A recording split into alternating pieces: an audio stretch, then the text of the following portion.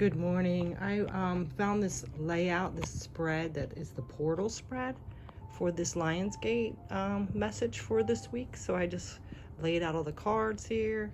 I have the Psychic Tarot and the Heart Psychic Tarot. Psychic Tarot of the Heart, I think it is. So I already laid out the cards. It's only 7 cards here, and it has like a theme. So the first card is what needs to be released from my life. So let's go ahead and see what that would be. Oh, and it's a chakra. It's the sacral chakra. The sacral chakra is orange in color. This looks more gold, but it's orange. And it's all about your inner feelings and emotional. It's located like 2 finger widths below your navel, like around your reproductive area. So if it's saying what needs to be released from my life, I'm thinking that since it's the energy center of your emotions, your feelings, what you're feeling inside, of course, your inner feelings. So if it's blocked, it's like a fear of pleasure, a lack of creativity, feeling out of alignment, lack of desire, not being your authentic self, insecurity, detachment. So that would be what you'd be needing to release. You need to release that insecurity, the blockages from the lack of desire and passion. So be aware of people that drain your energy. So maybe since you need to release it, do some meditation and some healing of the sacral chakra. That would be like carrying orange crystals, using orange essential oils, wearing the color orange, doing some, like I said, healing of the sacral chakra, doing meditation healing for that chakra, yoga, dancing, like any kind of like movement, like sensual movement like that. So that's what needs to be released. And then the second card is this one here, and it is why have I held on to this for so long? All right, so we have rest and reconsider. Okay, so rest and reconsider. This is like being disappointed by other people, like somebody let you down. So you have to, rest and replenish, of course, recharge yourself. It could be that maybe you need to realize that people have their own beliefs and opinions, and you got to detach from that.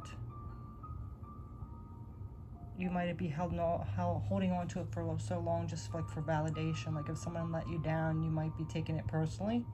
So you need to, release that belief. It's nothing personal. It's other things they're going through, and not hold on to that. So take some time to heal, rest, and reconsider. Look at things differently. Change your perspective, just see it as they're coming from their own place of where they're at, and it's nothing about you. So just like step away from the conflict a little bit and give yourself some time to rest and replenish. And then by that time, you'll gain your confidence and be in a different place. You can regain your power. All right, so card number 3, which is this one, and this is, how can I release this? So how can you release this? Wisdom, of course. This is one of the major arcana cards, wisdom. So it's the major arcana is number 5. It's Hierophant card in tarot. All right, so of course wisdom. You need to gain inner wisdom about it with this healing, resting, healing your chakra. But also, too, it could be like someone in your life that offers wisdom, like a teacher, a mentor, a spiritual leader that gives you advice. And then when you get all that, you will probably most likely end up being the teacher or mentor for someone else. But of course, it's telling you that you need to rest and reconsider, heal your chakra, your sacral chakra in particular, get advice and have a mentor to give you guidance and release that energy that's been built up. And then we have number 4, which let me just look at this paper and see what it is. It is, what lesson will this clarity bring me? What lesson will this clarity bring me? Refusing to see. Okay, so refusing to see. Refusing to see is this is the Swords card too. I forgot to say this is like the Swords in tarot. This is like, again, refusing to see that relationship for what it really was. You know, we hold on to this idea in our head, like how it should be, what you thought it was going to be, and a lot of times it turns out that it's not, and that's what that disappointment is. But you have to.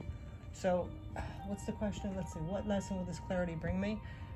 It's going to bring that it's not always as it seems, that people are going to do, they have their own free will, and they're not always going to go along to what you planned or see in the future. You're going to have to accept that and see it. Stop refusing to see that, you know? We get let down by our, like, things that we believe are going to happen, are going to be the way they are, and then we get disappointed when they're not. And that's something that you have to let go of and see that, what's that saying? You can't count on anybody else. You can't expect anything from anybody else, or it's going to cause disappointment. Well, that's true. So you have to open up your eyes and see that. Open up that inner tuition and realize that people are on their own levels. They're on their own place. They've had their own life journey, and it's not always about, well, it isn't about you. It's about them. And it's not always going to go the way things are planned or what you thought it was going to be like. So, all right. And then number 5, how can I evoke more courage into my life? How can I evoke more courage into my life? Okay, this is number 5. And we have by patience and planning. Yeah. So, patience and planning, of course, like if you plan things out, if you have a goal in mind, it doesn't mean down to the every detail, or, like that, I know what it's going to be like. No, it's just like you already have like a goal, you already have it set in your mind. After you rest and assess things and rethink what's in front of you, then you can move forward more confident, more prepared. You know, you'll be ready for that next issue that comes up, or that challenge. You'll already have it planned out. You'll already know what to expect if it does happen, so you won't react or take it all personally or anything like that. So, patience and planning. Let's put these like that a little bit better. Okay, and then we have number 6.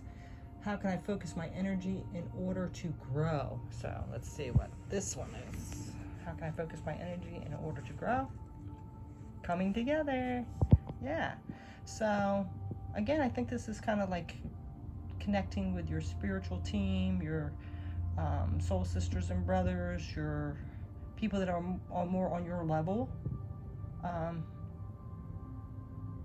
We're all at different vibrations. So this too, I think, is like maybe being of service, like going out and doing things for other people to make yourself feel better. You know that in order to receive, you must give. So a balance of that. Give back. Get your focus on other things besides all that mess over there.